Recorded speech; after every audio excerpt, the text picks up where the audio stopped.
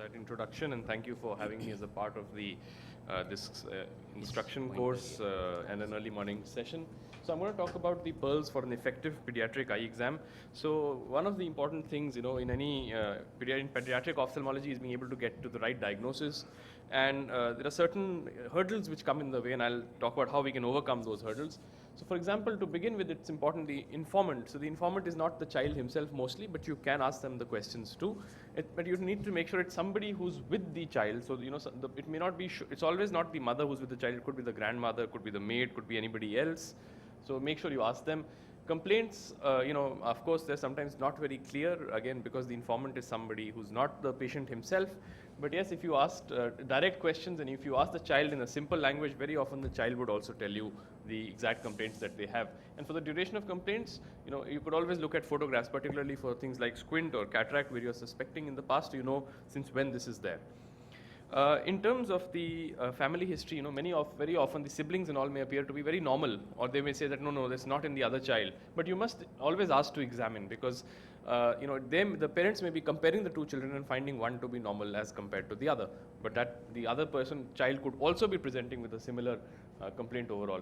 And for the treatment history, again, there are two issues here. One, that who's giving the actual medication, you need to ask them, or who's giving the actual treatment. And also sometimes there is non-compliance and they may not report it completely. So you must always ask for both of these things and make sure you document them. And remember, it's a good history which is the first step towards an effective examination. For assessment of vision, the hurdles are predominantly in the non-verbal children. It's very difficult to assess vision accurately. And even in the verbal children, there are issues where they get confused in alphabets, in numbers, and they're not able to tell you, or their attention span is very low. So you can have patience. Of course, the examiner must have patience, and this is a rule across pediatric ophthalmology. And you may use alternative means, whether it is using just occluding one eye and seeing how he reacts, or you're using a teller or cardiac acuity chart, a picture chart, and obviously some sweets and toffees and positive incentives work well to get them to give you the right vision. Likewise for refraction, children are not cooperative for refraction. They hate cycloplegic eye drops overall.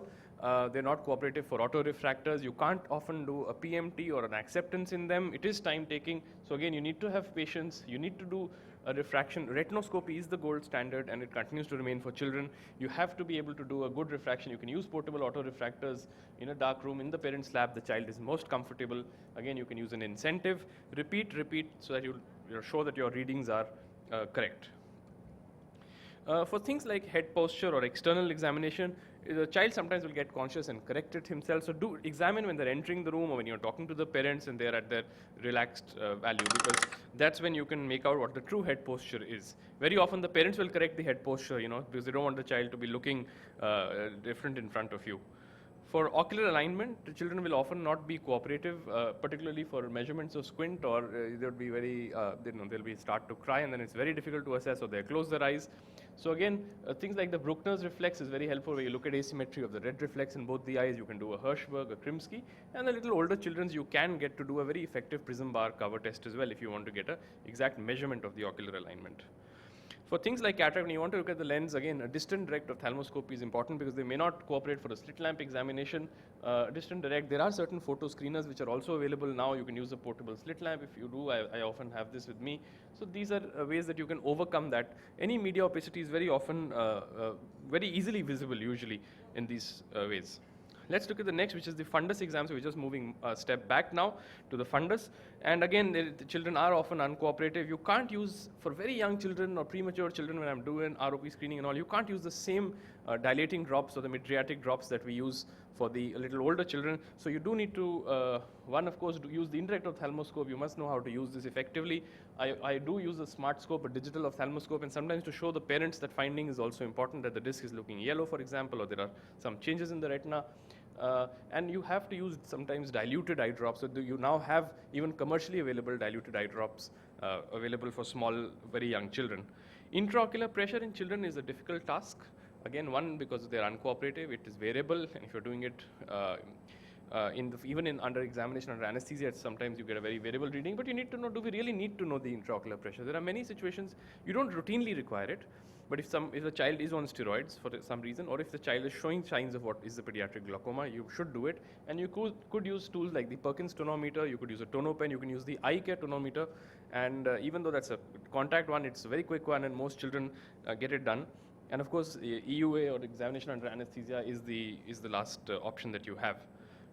Stereo acuity, so I'm just taking a few visual functions, not all of them here in view of time. So stereo acuity is something that I think is important. We should try and assess this, even if we can, in the younger children, for two reasons. One, I've seen that if you can demonstrate to the parents that there is a depth perception issue, they're a lot more likely to understand why the squint needs to be corrected, importantly. And secondly, it also does give you a sense of, helps you in deciding your treatment protocol. So you can use the Lyons 2 pencil test, or you can use the FD2 is something I use effectively.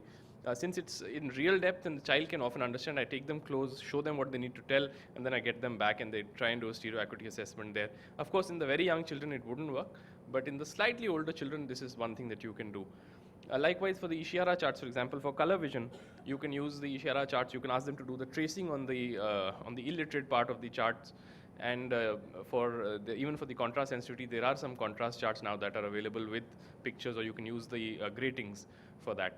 So I think that kind of briefly covers what you can do to have a more effective pediatric eye exam, and always document findings on every visit.